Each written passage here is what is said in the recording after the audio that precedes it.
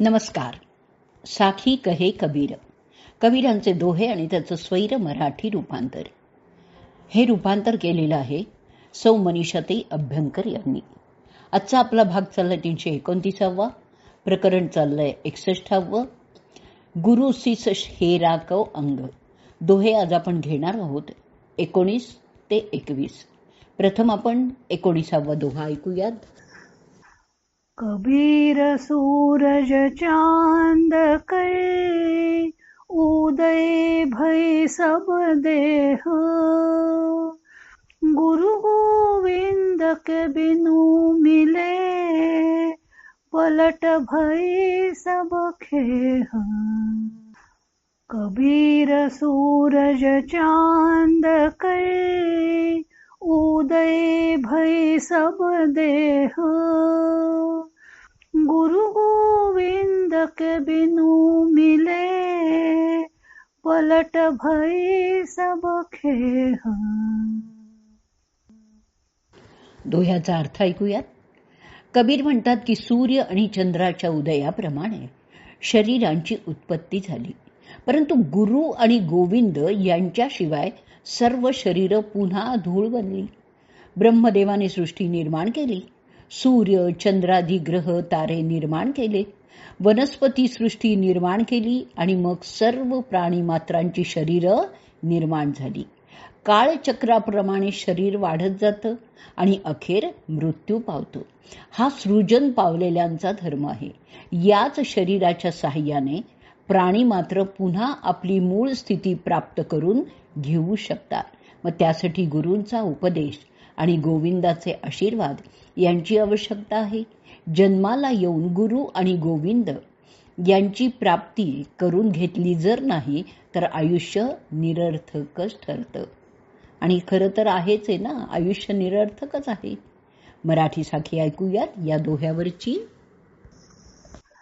सूर्यचंद्रा सह निर्मिली, ब्रह्म्याने शरीरे सारी, गुरु गोविंद प्राप्ती होतना, केवळ धूळती बनली.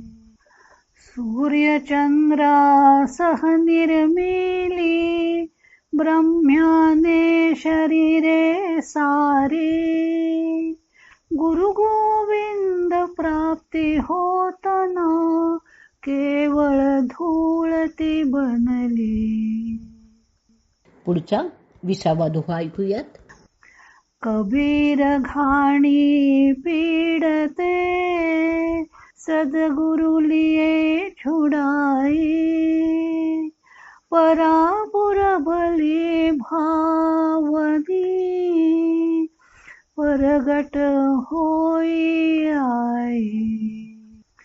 कबीर घाणी पीडते, सद्गुरु लिए छुड़ाई, परापुर भली भावनी, परगट होई आई. घाणी म्हणजे घाणा. दोह्याचा अर्थ ऐकूयात. कबीर म्हणतात की मी तेलाच्या घाण्यात त्रस्त झालो होतो, म्हणजेच या संसार चक्रात अडकलेला होतो. खऱ्या गुरूंनी मला या चक्रातून बाहेर काढलंय. पूर्वजन्मातील कर्म आत्ता इथे प्रकट झालेली आहेत. पूर्वजन्मात होऊन गेलेल्या कर्माचं फलस्वरूप हा देह प्राप्त झालेला आहे. त्या कर्मानुरूप जीवाला नाना सुख किंवा दुःख भोगावी लागतात. तसंच या देहातील कर्माचं फळ म्हणून पुढचा देह प्राप्त होणार आहे आणि त्याही देहामध्ये अशीच सुखदुःख भोगावी लागणार आहेत. तेव्हा ह्या जन्म मरणाच्या आणि कर्माच्या कचाट्यातून एक सद्गुरूच सोडवू शकतात. सद्गुरूशिवाय जीवन व्यर्थ आहे ही गोष्ट खरीच आहे, पण सद्गुरू मिळणं ही गोष्ट पूर्व सुकृतामुळेच घडत असते.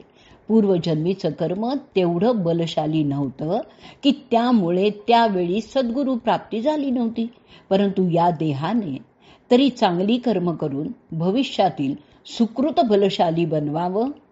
म्हणजेच या जन्मात नाही तरी पुढच्या जन्मात तरी सद्गुरूंची प्राप्ती होईल आणि जीवाला परमात्म प्राप्ती करून घेता येईल. आता आपण या दोह्यावरची मराठी साखी ऐकूयात.